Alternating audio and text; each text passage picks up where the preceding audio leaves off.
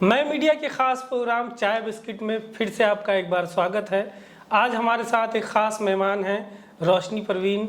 रोशनी परवीन के बारे में हम आपको बताएं कि अभी यूनाइटेड नेशन जेनेवा स्विट्ज़रलैंड संयुक्त राष्ट्र में एक प्रोग्राम हुआ यंग एक्टिविस्ट समिट। उसमें हिंदुस्तान की तरफ से इस तरह के इस प्रोग्राम में पहली बार जाने वाली कोई शख्स है रोशनी परवीन। और रोशनी परवीन बिहार के किशनगंज की रहने वाली है। यंग एक्टिविस्ट समिट का ये 5वां संस्करण 5th एडिशन था। और इससे पहले इस समिट में सम्मानित किए जाने वाले लोगों की अगर हम बात करें तो नादिया मुराद जैसी नोबेल पीस प्राइज़ विनर इसको इस समिट के अंदर सम्मानित किया जा चुका है। और उसी समिट में इस साल रोशनी परवीन जो कि बिहार के किशनगंज की रहने वाली है, इनके अलावा इनको शामिल करते हुए 5 ऐसे यंग एक्टिविस्ट को दुनिया भर से सम्मानित किया गया। रोशनी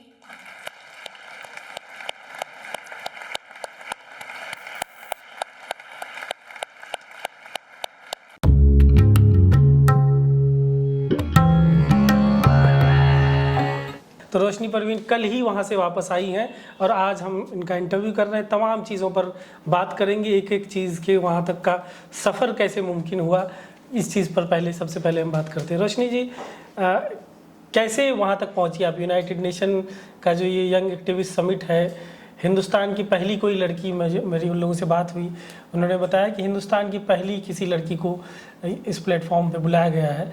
तो वहाँ तक का सफ़र कैसे मुमकिन हुआ? किन लोगों ने आपको संपर्क किया और कैसे लोगों ने आपको ढूंढ के निकाला? पहले तो आप सभी को मेरा नमस्कार और धन्यवाद करती हूँ। मेरा नाम रोशनी परवीन है और मैं सामाजिक कार्यकर्ता के रूप में इंडिपेंडेंट कंसल्टेंट के तौर पे काम कर रही हूँ किशनगंज ज़िले में अभी फ़िलहाल। और क्योंकि मेरी सफ़र में बहुत ही कठिनाई, बहुत ही दर्द भरी है और यहाँ तक पहुँचने में मेरा 6 साल की मेहनत है, जो मैं अपनी दर्द के साथ इस पीड़ा को लेकर के भी अपनी सफ़र को तय कर रही हूँ। मेरे सपोर्ट सिस्टम बहुत लोग हैं इसमें जो मुझे वहाँ तक पहुँचाए।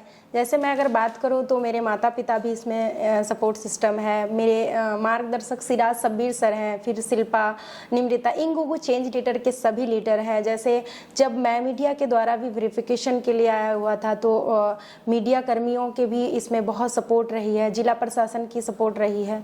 तो इस तरह का सारे सपोर्ट और डेव टीवी के मरीना, टिफानी, इन सब की, डेव टीवी संस्था के सभी लोगों की मेरी स्टोरी, मेरे कार्य को देखते हुए उन्होंने कि अभी भी मैं इतनी स्ट्रगल में कर रही हूँ कि अभी भी मेरे खुद के परिवार चलाने में मुझे उतनी परेशानी, कठिनाई हो रही है। लेकिन मैं अपने काम को लेकर के बहुत दृढ़ निश्चय किया हूँ कि मैं अपने कार्य को करूँगी और इस बाल विवाह के खिलाफ, इस कुप्रथा के खिलाफ, इसको बंद करके ही मैं ख़त्म करूँगी समाज में। तो बाल विवाह के खिलाफ जो आपकी लड़ाई है उसकी वजह से आपको वहाँ पे बुलाया गया, स्विट्जरलैंड जेनेवा में बुलाया गया। तो आपकी कहानी क्या है? बाल विवाह से आपकी लड़ाई कहाँ से, कब से स्टार्ट होती है? आपकी पर्सनल खुद की कहानी क्या है और बाल विवाह में अब तक आपने क्या क्या किया है उसके खिलाफ? मैं 14 साल की उम्र में पढ़ने की ही उम्र और खेल कूद की एक मासूम सी बच्ची थी। और तब मेरी किस क्लास में थी आप तब? मैट्रिक में थी और मेरी शादी हो गई। और शादी होने के बाद जब शादी हुई तो बहुत सारे दर्द, पीड़ा, एक बच्ची को नहीं पता कि क्या होना चाहिए, उसको दूसरे फैमिली में जाकर के बहुत अत्याचार, दुष्परिणाम, यौन दुर्व्यवहार पति एवं पति के ससुराल पुरुष पक्ष के द्वारा जो झेला, वो हर दिन, हर रोज़ मौत से कम नहीं होता है। जिस बच्ची पे बीतती है वो नर्क से बदतर जिंदगी उनकी बन जाती है। जब अगर एक बच्ची 15 साल से 16 की उम्र में एक माँ बनती है तब उनको और कितना दर्द होगा सिर्फ आकलन किया जा सकता है। लेकिन जिस बच्ची पे बीतती है वो सही में नर्क से बदतर उनकी ज़िंदगी बन जाती है। तो वहाँ से, उस पीड़ा से जब बाहर निकली और बहुत मुशक्क़त के साथ 2016 में बाहर निकली, अपनी पढ़ाई को जारी रखी, अपनी कौशल्स को जारी रखने के साथ साथ मैंने ऐसा प्लेटफॉर्म ढूंढने की कोशिश की कि ताकि मैं काम कर सकूं, अपने लिए, अपने परवरिश के लिए कुछ पैसा इकट्ठा कर सकूं। फिर मैंने कुछ स्कूल्स में काम किया। जब वो प्राइवेट स्कूल्स में काम की तो फिर मुझे बहुत ही कम रुपया मिलते थे। तब मैं सोच रही थी अपने बच्चे के परवरिश कैसे करूं। फिर मैंने स्ट्रगल करते करते फिर मुझे 2018 में एक चाइल्ड लाइन इंडिया फाउंडेशन 1098 का प्लेटफॉर्म मिला। जब मुझे वो प्लेटफॉर्म मिला तो मैंने देखा कि और कितनी ऐसी बच्चियां हैं जो इस दलदल में फंसी हुई है, इस पीड़ा को सह रही है और जब गांव में धरातल में जागरूकता कार्यक्रम करने लगी, चाइल्ड मैरिज को रोकने लगी, चाइल्ड ट्रैफिकिंग को देखने लगी, तो जब एक बार हम लोग के इधर चाइल्ड लाइन में रेस्क्यू हुआ था चाइल्ड ट्रैफिकिंग को लेकर के, तो वहाँ पे 9 बच्चियों को हम लोग रेस्क्यू किए थे प्रशासन के सहयोग से। जब उनका परामर्श किए तो बहुत सारी बातें निकल के आई, तो मुझे उस समय लगा कि नहीं, मुझे इस पे काम करना चाहिए। सिर्फ एक पीढ़ा मैं ही नहीं सह रही हूँ, इस तरह के अधिक बच्चियाँ हैं जो समाज में अभी भी पहुँच रही है। ये बातें सरकार तक नहीं पहुँच पा रही है, धरातल की बातें। तब मैंने दृढ़ निश्चय की और अपना दृढ़ निश्चय संकल्प के साथ कि मैं बाल विवाह के खिलाफ अपनी आवाज़ उठाऊंगी, इस अत्याचार को और किसी बच्चे पे नहीं बीतने दूंगी। फिर मैं वहाँ से 2021 में save the children international organisation UNICEF के तौर इसमें काम करने लगी। जब मैं काम की तो वहाँ मेरे एक मार्गदर्शक सिराज सब्बीर सर मिले। तो जब वो मेरी कहानी और मेरे यहाँ के इस चीज़ों को देखे तो उन्होंने कहा कि आप अपने कौशल्स को बढ़ाइए, अगर आप इस पे दृढ़ निश्चय किए हैं तो। फिर मैंने अपना MSW करने की, ग्रेजुएशन के बाद MSW की, MSW कर ही रही हूँ, फर्स्ट ईयर हुआ, सेकेंड ईयर में हूँ, और अपनी कौशल्स को बढ़ाने लगी। फिर मैंने 2022 में ऑर्गेनाइजेशन को छोड़ के दिसंबर में मैं 2023 में इंडिपेंडेंट कंसल्टेंट के तौर पे काम करने लगी और अपने परवरिश, अपने बच्चों के परवरिश के लिए मैं फेलोशिप्स करने लगी, अलग अलग तरह के फेलोशिप्स, ताकि मैं और चीज़ों को समझ पाऊँ। फिर मैं change.organization के तौर पे एक प्लेटफॉर्म मिला बाल विवाह के खिलाफ अभियान चलाने का। फिर मैंने वहाँ पे अभियान शुरू किया और अभी तक मेरे अभियान का सपोर्ट 5000 लोगों ने कर चुके हैं। तो इससे और मुझे खुशी हुई कि मुझे अब अपने लक्ष्य के जाने के लिए एक एक कदम स्टेप आगे बढ़ाने का। जब मेरी नॉमिनेशन चेंज लीडर के द्वारा यंग एक्टिविस्ट समिट में भेजा गया और मुझे उसकी जानकारी तक नहीं थी, लेकिन उन लोगों ने देखा कि मेरे काम के प्रति जब मैंने काम किया और विभिन्न संगठनों से, विभिन्न जिलों से, प्रशासन के सहयोग से, सब डिविजनल प्रशासन के सहयोग से मैंने 50 बाल विवाहों को रखा। इसमें 12 ऐसे बच्ची थी जिसमें मैंने परामर्श करके बाल विवाहों को रोका है। हमने 100 से अधिक बच्चों को स्कूल से, स्थानीय सरकारी स्कूल में नामांकन करवाए।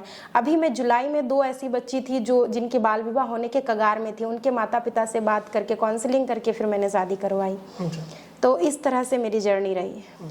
क्योंकि रोशनी इस कहानी को, अपनी कहानी को आप कई बार बता चुकी होंगी, तो मैं समझ सकता हूँ कि बार बार उसको रिपीट करना मुश्किल भी है, लेकिन फिर भी हमारे ऑडियंस को थोड़ा बेहतर समझने के लिए आपकी पूरी जर्नी को हम जानना चाहेंगे कि आपकी जब शादी 14 साल की उम्र में हुई तो मतलब किससे हुई, किस तरह के, मतलब एज आपने बताया कई जगह की बहुत ज़्यादा थी, तो क्या करते थे वो पेरेंट्स ने, किन हालात में आपकी शादी उस कम उम्र में करा दी, और क्या आपने उस वक्त शादी के लिए अपनी रजामंदी दी थी कि नहीं ठीक है कर लेते हैं, परिवार की हालत सही नहीं है? तो देखिए, पहली बात तो मैं अपनी कहानी को बताती हूँ तो बहुत रोना आता है, इसलिए कि वो इतनी दर्द है ना कि बता नहीं सकती हूँ।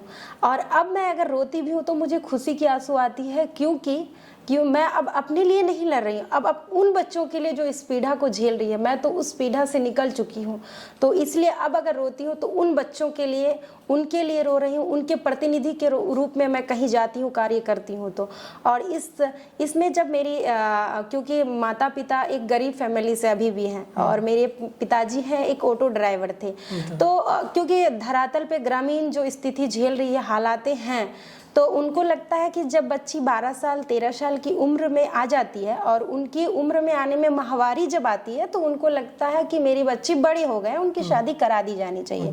उसको एक डर रहता है, तो उसी डर मेरे माता पिता को भी थे।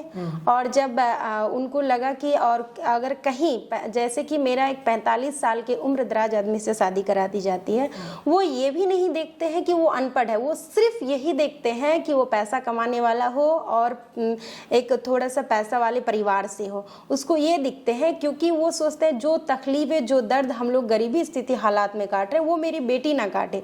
उसको ये सोच अभी भी बनी हुई है। तो जैसे वो कुछ अच्छे लड़के देखते हैं तो वो 12 साल 13 साल 14 साल की उम्र में अपनी बच्ची की शादी करा दी, वैसे ही माता पिता मेरे किए।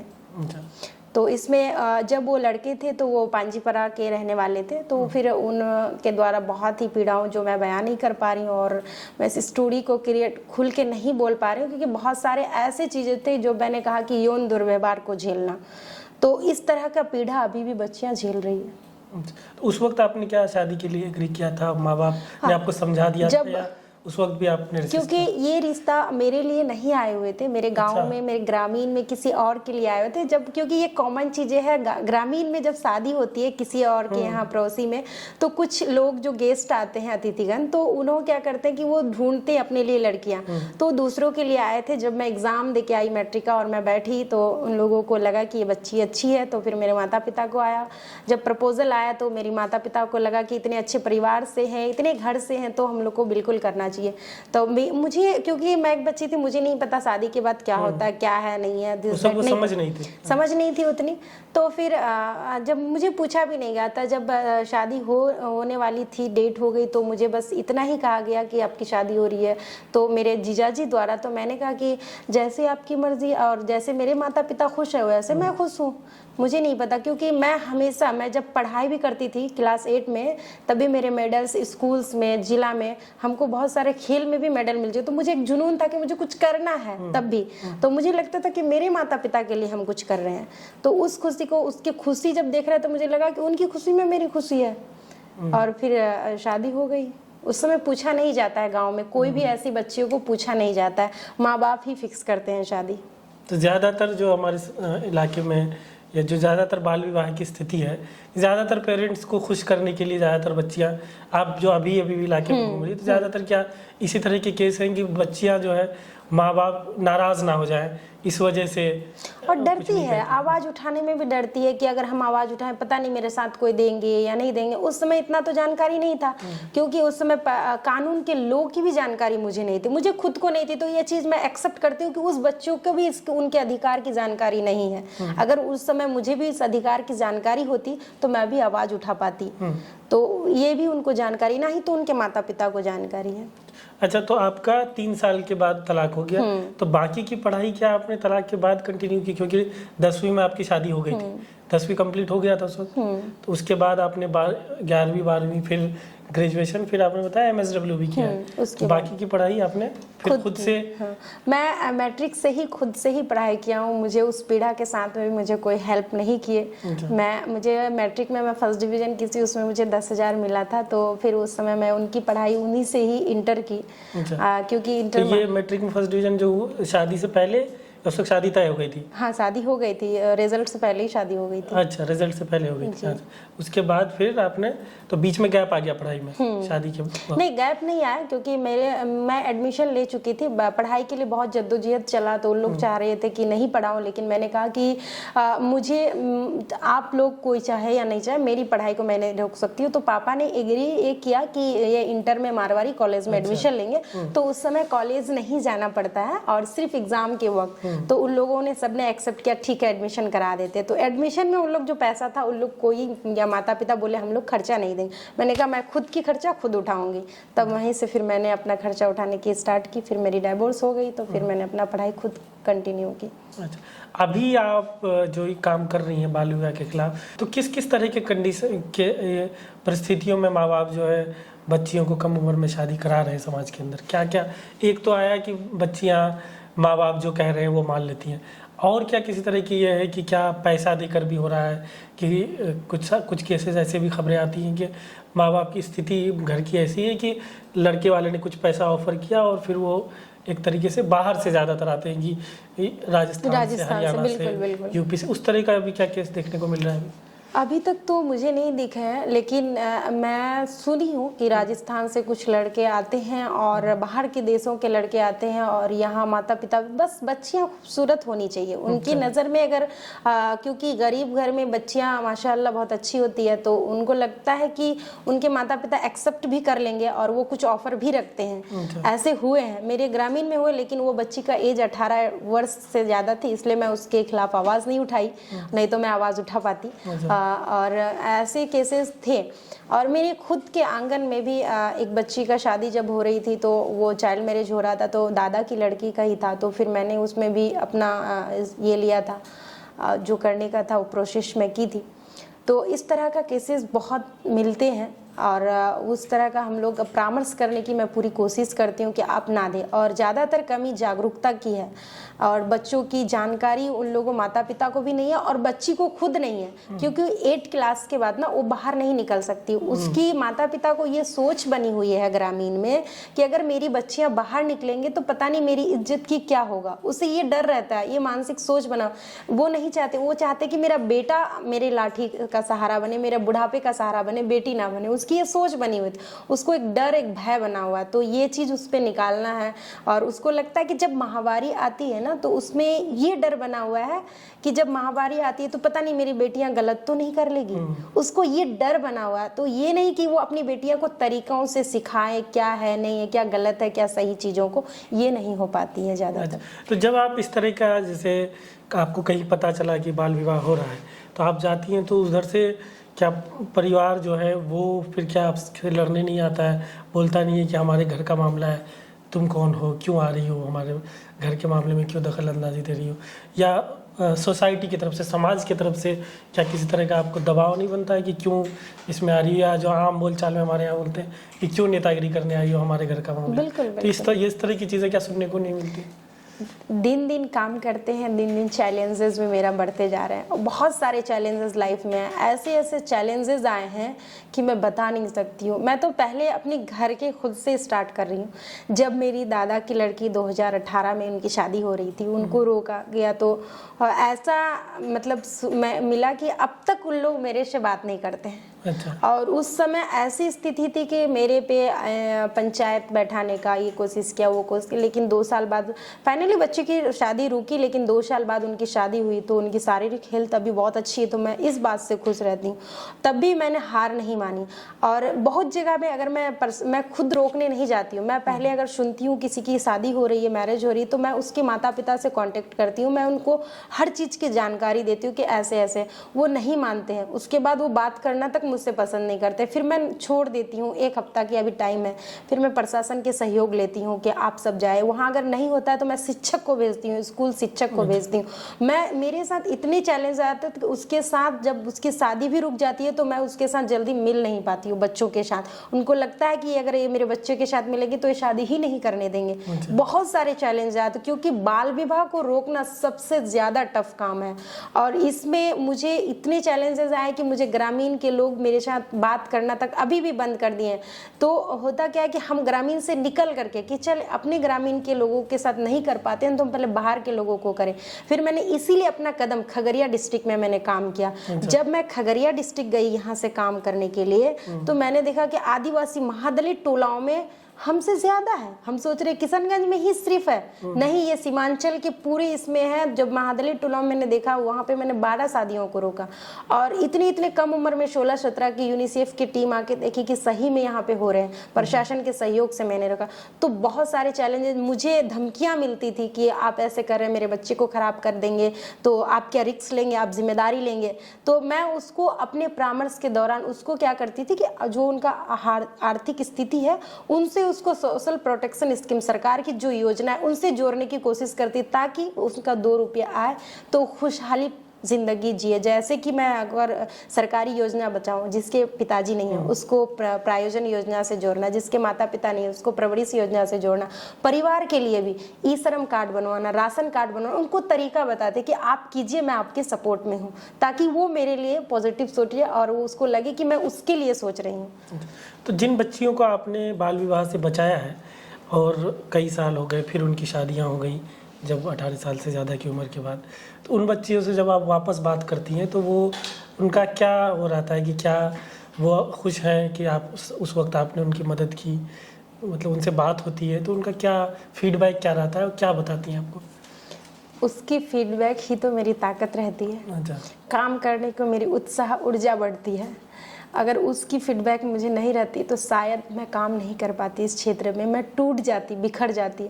जब मैं उनसे 1 हफ्ता 2 हफ्ता बाद, क्योंकि मैं उसको छोड़ नहीं देती हूँ वहीं तक, कंटिन्यू जब रहती हूँ उसके पास जाती हूँ, जब वो मुझे हक करते हैं, ब्लेसिंग उसकी माँ जब देती है ना, वो उसका जो रोना निकलता है ना, वो मेरे लिए और ताकत बन जाता है कि इसके लिए मैंने कुछ किया।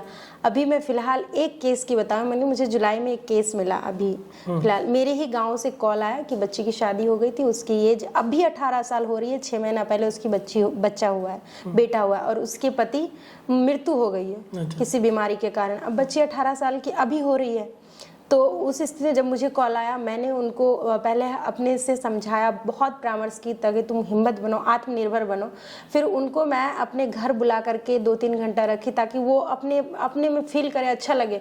मैंने उनको, उनके माता पिता को परामर्श की। फिर जब उनको मैं महिला हेल्पलाइन में ले जा करके कि उनका जो दहेज है, जो ससुराल पक्ष को दिया गया था, वो उन्हें मिल जाए तो वो आत्मनिर्भर बनने में और सहयोग करेंगे। फिर जब वहाँ गई तो उसके लिए सरकार की योजनाएं आई हुई है। फिर मैंने मैम से, शशि शर्मा मैडम से बात की कि उनको कुछ सरकार की योजना दिया जाए जो बच्ची कुछ कर पाए अपने लिए। फिर उनसे जोड़ने की अभी काम चल रही है। तो इसलिए मुझे खुशी हुआ कि अब मेरे ग्रामीण के लोग ये चीज़ को समझने लगे, तभी मुझे कॉल आया कि ये बच्ची इस स्थिति में, आप सहायता कीजिए। तो इस तरह का जब उनकी दुआएं रहती है ना, अब वो कंटिन्यू मुझसे बात करती है, मुझे दुआएं देती है, उनकी ताकत ही मुझे करने में, मेरी इस काम को करने में और ऊर्जा लाती है कि मुझे और करना है। चलिए वापस आपके यंग एक्टिविस्ट समिट की तरफ थोड़ा जाते हैं। वहाँ आप कितने दिन रहीं, किस तरह के लोगों से, किन लोगों से मुलाकात हुई, और जो एक्टिविस्ट थे वो किस क्षेत्र में काम करते हैं, उनसे किस तरह का सहयोग आपको यंग एक्टिविस्ट समिट या यूएन से या फिर और जो लोग हैं देव टीवी वगैरह, उनसे किस तरह का सहयोग फ्यूचर में आपको मिलने की उम्मीद है? मुझे यंग एक्टिविस्ट समिट में बहुत ही, मैं अपने आप को खुशनसीब मानती हूँ कि उस बच्चियों के लिए प्रतिनिधि बन करके मैं गई, और उस जगह में जो चीज़ों को मैं करना चाह रही हूँ सीमांचल एरिया में, मुझे प्रोजेक्ट चलाना है बच्चों के लिए। तो फिर जब मैं वहाँ 12 को ही यहाँ मेरी सफ़र स्टार्ट हुई थी और मैं 13 को पटना पहुँची। पटना से 13 को फ़्लाइट थी और 13 से लेकर के 14 तक फ़्लाइट थी, लेकिन फ़्लाइट मिस होने के कारण मैं 14 को शाम को वहाँ पहुँची। फिर 15 को वहाँ मेरी मीटिंग हुई, रिहर्सल हुआ, एम्बेसडर के साथ मीटिंग हुई। उसके बाद 16 को फाइनली यंग एक्टिविस्ट समिट में हम लोग का जो भाषण था, सब अपने अपने दिए। हम लोग के यहाँ से 5 थे, जैसे मैं भारत से थी और एक सूडान से थी, एक बुर्किना फास्को से थी, फ्रांस से थी। तो जब इन सबों की कहानी को, इस जर्नी को मैंने देखा तो मुझे लगा कि और भी एक्टिविस्ट है जो इस दर्द, इस पीड़ा को, मतलब अपने अपने क्षेत्र में उस चीज़ को झेल रही है, अपने गांव में, ग्रामीण में। जब मैंने MBA मेमुना से मिली, वो एक यंग एक्टिविस्ट समिट में भी वो ये है, विजेता है, तो उनसे जब मिली तो उनकी जब कहानी देखी तो और वहाँ पे तकलीफें हैं खाने के लिए, हर एक चीज़ों पे। तो और नशरीन थी, उनको अपने एरिया छोड़ करके दूसरे एरिया में रहने पड़ते हैं, उनको गवर्नमेंट सपोर्ट करते हैं। तो जब एक 14 साल के एक ऐसे थे जो 14 साल की उम्र में वो वहाँ के जो बच्चे थे उसको उनकी मृत्यु हो गई, उस पर वो काम करना शुरू किया। उसके लिए 1 मिनट का मौन धारण भी हुआ है। तो जब उन लोग के काम को देखा ना, तो मुझे लगता है कि और हम लोगों को काम करने की ज़रूरत है। धरातल की बातें वहाँ तक नहीं पहुँच पा रही जो हम लोग समाज को बदलना चाह रहे हैं, बदलाव के रूप में। तो वहाँ के जो यूनाइटेड नेशनल में मेरी ये प्रोग्राम रही, बहुत अच्छी रही। मुझे सबकी सपोर्ट मिली, देव टीवी के सभी और बड़े बड़े लोगों से, बड़े बड़े हस्तियों से मिलने का मौका मिला। कुछ फंडर्स के साथ रात्रि भोजन के दौरान, VIP डिनर के दौरान, ताकि वो हमको प्रोजेक्ट में सपोर्ट कर सके, सपोर्ट सिस्टम में बन सके। तो उनके साथ भी उन्होंने मीटिंग करवाया, वो कितना मुझे सपोर्ट कर पाए। तो सबकी सपोर्ट रही कि हम आपको सपोर्ट करेंगे, क्योंकि मेरे NGO जो मैं रोशनी एजुकेशन एंड वेलफेयर फाउंडेशन के तहत अपना प्रोग्राम चलाती हूँ, उसको मैं रजिस्टर्ड नहीं किया हूँ, क्योंकि मुझे वित्तीय संकट की परेशानी है अपने साथ, तो मैं नहीं कर पाई हूँ। और ये बात मैं पहले भी उनके सामने में रखी थी, और वो अभी प्रोजेक्ट के लिए कुछ फंड करेंगे, और उसके लिए उन्होंने कल मीटिंग रखी है। अब मीटिंग में बातें बताएंगे कि कैसे वो प्रोजेक्ट को क्या करना चाह रहे हैं। लेकिन जो भी फंड मुझे मिलेंगे, मैं उस बच्चियों के लिए जागरूकता कार्यक्रम और बच्चियों के लिए मैं आत्मनिर्भर बनाने के लिए लाइवलीहुड स्किल्स प्रशिक्षण से जोड़ने की कोशिश करूँगी, माता पिता के साथ परामर्श करने की कोशिश करूँगी। मैं उन बच्चियों के लिए ही सब कुछ करूँगी, उस पैसों को, उस फंड को। अच्छा, क्योंकि इस तरह का प्रोग्राम आपके लिए पहली बार रहा होगा और हज़ारों लोगों के सामने दूसरे देश में जाकर बोलना, तो उस वक्त क्या डर लगा और कैसे आपने उस डर को ओवरकम किया और कैसे एड्रेस किया इतने लोगों को? उसके लिए क्या ट्रेनिंग दी गई? और जब आप बोल रही थी उस वक्त क्या चल रहा था दिमाग में कि कितने लोग सुन रहे होंगे, कैसे बोलना है, क्या बोलना है?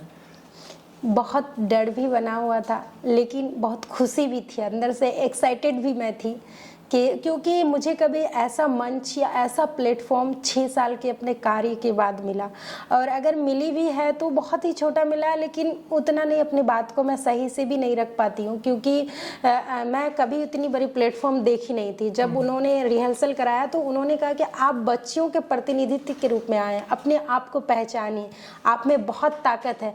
उन्होंने बहुत कोशिश की, उनको जितनी कोशिश थी उन्होंने मेरे पे लगाई, और मैं जब मंच पे गई और इतने लोगों के सामने में बोलने लगी तो मुझे बस ये एहसास था कि हम उस बच्चियों के लिए आए हैं, हमें बोलना है, हमें अपनी बातों को रखना है बेहतर तरीके से, ताकि हम उस चीज़ों को, जो पीड़ा मैंने झेला, उसको बंद कर पाएंगे। अगर मैं यहाँ डर को रखी तो मैं नहीं कर पाऊंगी। और उन लोगों की पूरी सपोर्ट रही इस मंच में बातें रखने के लिए। और जब मैं उस मंच में बातें रखी, मेरे दिमाग में बस एक रोना आ रहा था, खुशी की आंसू थी, इतनी रोना आ रहा था कि मैं मंच में भी रो भी दी, और इतनी कि मैं खुशी नहीं बता पा रही थी कि उस बच्चों के रूप में मैं काम करने आई। मैं बोलने में भी हिचकिचाहट, आप देखे होंगे वीडियो को, मैं डर रही थी, कांप रही थी, क्योंकि इतने बड़े प्लेटफॉर्म मैंने भी कभी नहीं देखा। तो मुझे बहुत खुशी हुई, और अब मुझे काम करने में वो जुनून आई है कि मैं रुकने वाली नहीं हूँ। मैं उस पीड़ा को, उस इतिहास नहीं बनने दूंगी, क्योंकि अभी भी भारत का, अगर हम राष्ट्रीय परिवार स्वास्थ्य सर्वेक्षण NFHS 5 के डेटा पे नज़र डालते हैं तो अभी भी 39% बच्चे बाल विवाह के कुप्रथा में समा जाते हैं। तो आप सोच सकते हैं। देखिए, कंडीशन बहुत बुरा है, हम सब इससे वाकिफ़ हैं। तो जाते जाते हम चाहेंगे कि जो बच्चियां जिनके परिवार में 18 साल अभी उनकी उम्र हुई नहीं है और शादी की चर्चा शुरू हो गई है, और उनके माँ बाप, उनको आप जाते जाते क्या संदेश देना चाहेंगे, क्या कहना चाहेंगे कि आप कैसे इससे डील करें, उन बच्चियों से क्या कहना चाहेंगे, और उन माँ बाप को क्या संदेश देना चाहेंगे कि ये सही नहीं है और आप क्या सही कदम है? मैं सभी युवाओं के, सभी बच्चियों की माता पिता को ये कहना चाहूँगी कि हमारी जो युवा पीढ़ी है ना, उनमें बहुत शक्ति है, उसे आगे बढ़ने का समर्थन मिलना चाहिए। उनकी जो नई सोच, नई विचारधारा, नई दिशा का जो प्रतीक है, नई ऊर्जा का जो जिज्ञासा है, उनमें जो निविनता छुपी हुई है, उनको बाहर निकालना है हम सबों को मिल करके। जैसे कि हम सभी नीति धारकों से ये कहना चाहेंगे कि भविष्य में आने वाले बच्चे भविष्य का निर्माण है, उनके प्रयास भागीदारी से ही हम लोग कुछ कर सकते हैं। तो हम उन माता पिता को ये संदेश देंगे कि अपनी बच्चियों की ताकत को पहचानने की हमें भी कोशिश करना चाहिए, और उन युवाओं को कि अपनी ताकत को पहचाने, वो जो भी करना चाहते हैं वो संभव है, वो अपने सपनों के प्रति संकल्पित रहे और दृढ़ निश्चय करे कि हमें जब तक अपना संकल्पित नहीं करेंगे, अपने सपनों के प्रति आवाज़ नहीं उठाएंगे, तब तक हम कुछ नहीं कर पाएंगे। क्योंकि मैं खुद इस चीज़ को देखी हूँ, तो मुझे लगता है जब मैं आवाज़ उठाने लगी तो बहुत सारे लोग मेरे विरोध में थे, लेकिन वही आपकी ताकत बननी चाहिए। जिस दिन वो मेरी ताकत बन जाएगी, हम इस बाल विवाह को रोक पाएंगे। तो मैं ये कहूँगी कि बेटियाँ बोझ नहीं बनती है, बेटियाँ आपके सर की ताज है, उन्हें आगे बढ़ने का मौका दें, और उनको आप गाइड के तौर पे रखें। अगर उसकी माहवारी होती है या कुछ होते हैं तो हम लोग हिचकिचाते हैं उनको पेड खरीद के देने में, उन्हें ला के दीजिए, उनको कॉन्फिडेंट महसूस कराइए कि हम तुम्हारे लिए हमेशा खड़े हैं। बेटियाँ आप आगे बढ़ो, माता पिता को कि आप समझिए अपनी बेटियों को, उनका आगे बढ़ने, आगे निकलने दीजिए, घर से ही बाहर नहीं। आप उनको इतनी बोल्ड बनाइए, कल के डेट में वो आपके बुढ़ापे के सहारा बने, आप उनको गर्व महसूस करें। ये मैं संदेश देना चाहूँगी। एक चीज़ जो रह गया, जो बच्चियाँ जिनके घर में शादी की चर्चा चल रही है और उनकी उम्र अभी 15 साल 16 साल मतलब 18 साल से कम है, तो वो अगर अभी इसमें जूझ रही है कि किससे बात करे, तो वो सही रास्ता क्या है, किसको कॉल करे वो, या आपसे संपर्क करे तो कैसे संपर्क करे, या अपने माँ बाप से बात करे तो उनको कैसे समझाए, ये बस संक्षिप्त में थोड़ा बता दीजिए। अगर कोई ऐसी बच्चियां का शादी हो रही है इस कम उम्र में, तो पहले आप अपने आप की हिम्मत कीजिए, अपने अंदर में ताकत लाइए, अपने माता पिता से बात कीजिए कि मुझे पढ़ने दीजिए, अगर मैं पढ़ूंगी तो मैं समाज को बदलाव ला सकती हूँ। और अगर माता पिता से नहीं हो पाता है तो वो बच्चे हारे नहीं, हिम्मत करके अपने जो स्कूल के शिक्षक है उनसे बात करें। अगर वो शिक्षक मैडम है तो वो आप अगर सर से बात करने में कॉन्फिडेंट नहीं महसूस करें, उनसे बात कीजिए। अगर आपको उनसे भी डर लगते हैं तो आप सेविकाओं से बात कीजिए। अगर उनसे भी आपकी नहीं होती है, बनती नहीं है, तो फिर आप कोई ऐसी समाज सेवी है, जैसे कि आप मुझसे भी कांटेक्ट कर सकते हैं, मैं बात कर सकती हूँ आपके माता पिता से। अगर फिर नहीं होती है मेरे से भी तो आप प्रशासन के सहयोग ले सकते हैं। आप 181 हेल्पलाइन, महिला हेल्पलाइन है, और उसमें भी आप कॉल करके अपनी समस्या बता सकते हो, उसमें फ्री बात होती है। और 101 में भी आप 100 में भी 112 में भी आप पुलिस प्रशासन को भी सूचना दे सकते हैं। आपके सहयोग में सब कोई तट पे खड़े हैं, आपको आवाज़ उठानी पड़ेगी। तो आप इस तरह से आप स्टेप ले सकते हैं अपना। शुक्रिया रोशनी। तो ये हमारे साथ रोशनी परवीन थी। आपने सुना इनकी कहानी को और कैसे क्या किया जा सकता है बाल विवाह से लड़ने के लिए। रोशनी परवीन के बारे में हमने आपको बताया कि यूनाइटेड नेशन जेनेवा में एक प्रोग्राम पिछले दिनों हुआ, कुछ दिन पहले, यंग एक्टिविस्ट समिट, जिसमें इनको सम्मानित किया गया।